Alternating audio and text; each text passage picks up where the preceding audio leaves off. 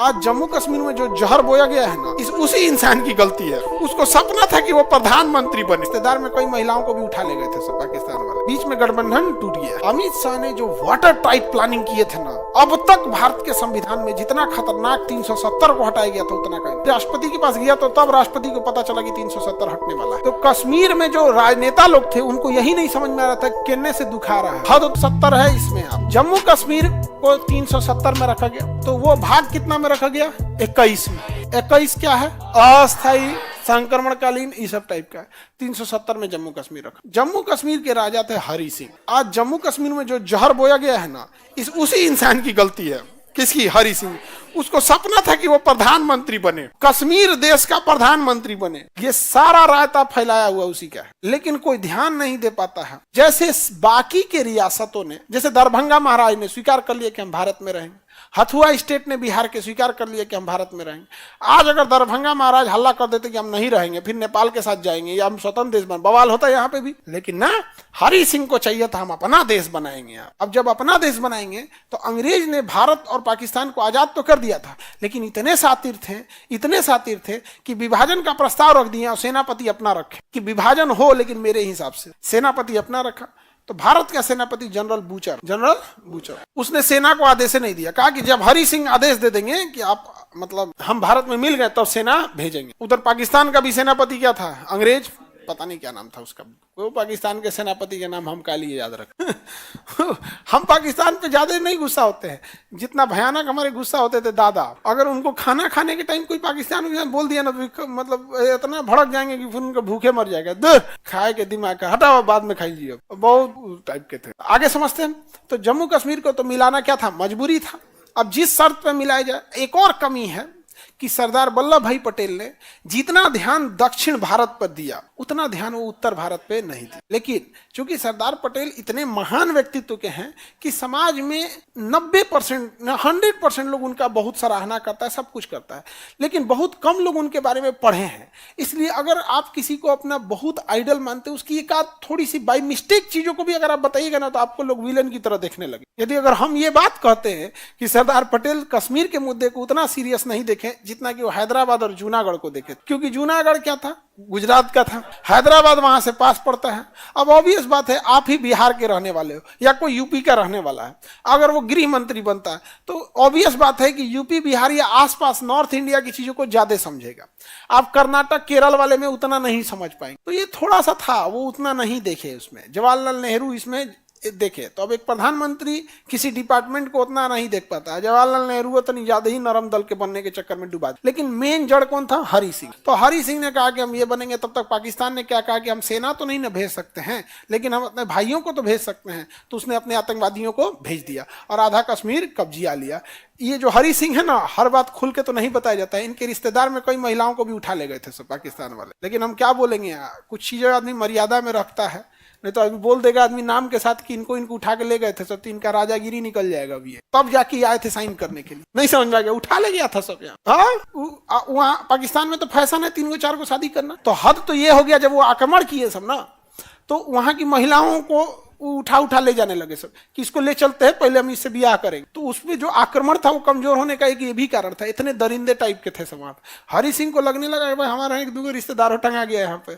अब हम न आप समझिए कि अगर आप कहीं, अगर आपको देश सुन रहा है तो कुछ आपके प्रति भी जिम्मेदारी होती है। लेकिन देश के लिए हरि सिंह ने अच्छा नहीं किया। तो उसके बाद हरि सिंह भागे आए नेहरू जी के पास, हम साइन करते हैं। तो 26 अक्टूबर को जाके साइन किए यहाँ। अब बताइए, देश आजाद हुआ है 15 अगस्त, सितंबर, अक्टूबर, 2.25 महीना बाद उस इंसान ने साइन किया। सोचिए, 2.25 महीना तक हमारी सेना नहीं जा पाई, घुस गया पाकिस्तान अंदर तक। और इंडिया और ब्रिटेन यही चाहते थे। ब्रिटेन इशारा में चाहता, देखो हम विभाजन करेंगे लेकिन हम इनको लड़वाएंगे। तो ब्रिटेन ने विभाजन कर दिया और जिन्ना को चढ़ा दिया है, सेना अपना आतंकवादी हो, घुसाना दो इधर, यहाँ पे क्या जाता है, तुम तो वैसे भी बदनामे हो, घुसा दो इधर। तो कहा गया वो सरदार पटेल है, गांधी है, सब वो नेहरू है, सब कुछ तुरंत सेना भेज देगा। क्या सेना कहाँ से भेजेगा? जनरल बूचर हमारा है, वो सेना साइन नहीं करेगा जब तक हरि सिंह साइन नहीं करेंगे। तो हरि सिंह साइन नहीं करता, लेकिन गलती क्या हुआ, उनके रिश्तेदार टांग ले गया सब समझ में आ गया। बाद में बताता होगा कि नाना यही है तुम्हारे जिसको उठा के ले गया होगा, बाद में बताता होगा ना कि यही तुम्हें बेवकूफी किया वहां पर। इतना इतना बेवकूफ इंसान पूरे भारत में आपको नहीं मिलेगा। अब कब हरि सिंह ने तो क्या कर दिया, साइन कर दिए। अब हरि सिंह का प्रधानमंत्री था उस समय शेख अब्दुल्ला, उसने कहा कि हमारा संविधान अलग रहेगा। तो उस समय जो संविधान बन रहा था तो कहा गया कि जितने उटपटांग चीज है जिसपे अभी रिसर्च चल रहा है, क्या होगा क्या नहीं होगा, इसे भाग 21 में डालिए। जितना उटपटांग चीज है सबको किसमें डाल दिए, भाग, जितना डिस्प्यूटेड चीज है सब भाग 21 में डाल दीजिए यहाँ पे।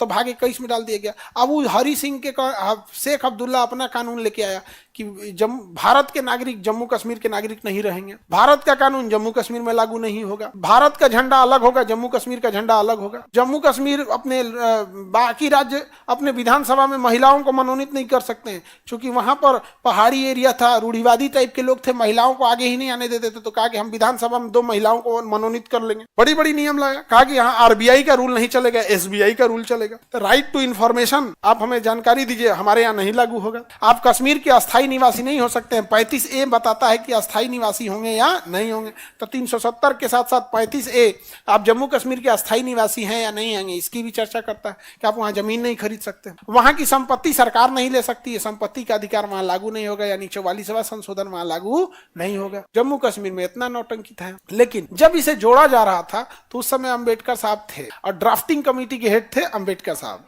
और अंबेडकर साहब ड्राफ्टिंग ऐसा किए कि जम्मू कश्मीर में 300 जब तक 370 है जम्मू कश्मीर की सीमाएं भारत की सीमा है, तो हम लोगों ने 370 के दिए गए प्रावधानों को खत्म कर दिए, न कि 370। तो कहने का मतलब वही है, भावनाओं को समझिए कि 370 से प्रॉब्लम थोड़ी था, प्रॉब्लम हमको उसके दिए गए प्रावधानों से था। हमने उसी प्रावधान को खत्म कर दिया। भाई 370 से हमको क्या दुश्मन, नहीं समझे।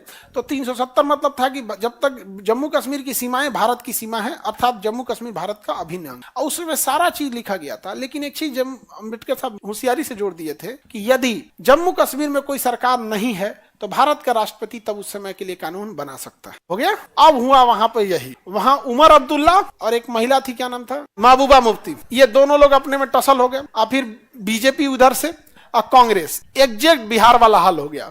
बिहार में ना कांग्रेस सरकार बना सकती है ना बीजेपी, आरजेडी और जेडीयू अकेले कोई फिलहाल सरकार नहीं बना सकता है। तो कोलिजन गवर्नमेंट होती है, मिलीजुली सरकार होती है। और जब मिलीजुली सरकार होती है वैसे घींच तान के चलती है, घींच तान के चलना पड़ता है। समझ में आ गया कि नहीं आ गया। तो वो अपना वो क्या कर रहे हैं, घींच तान के चल रहे हैं। बीच में गठबंधन टूट गया। गठबंधन क्या हो गया, टूट गया। अब अंबेडकर साहब का वो दिया गया मैकेनिज्म ट्रिगर हो गया कि अब राष्ट्रपति को अधिकार है, अब राष्ट्रपति को अधिकार है। अब इसमें थे अमित शाह। अमित शाह ने जो वाटर टाइट प्लानिंग किए थे ना, अब तक भारत के संविधान में जितना खतरनाक 370 को हटाया गया था उतना कहीं नहीं। रोस्टर तैयार हुआ, रोस्टर मतलब टाइम टेबल। 10 बज के इतने मिनट पर राष्ट्रपति के पास जाएगा, वो 5 इतने पे साइन करके यहाँ आएगा, लोकसभा में इतने बज के इतने मिनट पे ही विधेयक आएगा, डिस्कशन गया भाड़ में, पास हो जाएगा 1 घंटा के अंदर, राज्यसभा में जाएगा। मतलब टाइमिंग फिक्स था, कैसे जहाज का टाइमिंग होता, लैंड करेगा, टेक ऑफ करेगा, बोर्डिंग होगा, ये होगा, पूरी टाइमिंग फिक्स थी, किसी को कुछ पता नहीं। जम्मू कश्मीर में अतिरिक्त सेना भेज दिया गया। सेना तो वहां पहले से रहती है, सीआरपीएफ के जवानों को भेज दिया गया। वहां सीआरपीएफ के जवानों को क्या कर दिया, भेज दिया गया। हद तो यह है कि राष्ट्रपति के पास गया तो तब राष्ट्रपति को पता चला कि 370 हटने वाला है। समझ में आ गया। सारा चीज प्लानिंग के हिसाब से अपना अमित शाह ने पूरी तरह से रेडी कर दिया था। और एकदम इस बात में तो अमित शाह एकदम ब्रूटली एकदम कहा कि 370 नहीं तो नहीं, इधर सारा चीज फिक्स था। इंटरनेट काट दिया जाएगा, ट्रांसपोर्टेशन बंद कर दिया जाएगा।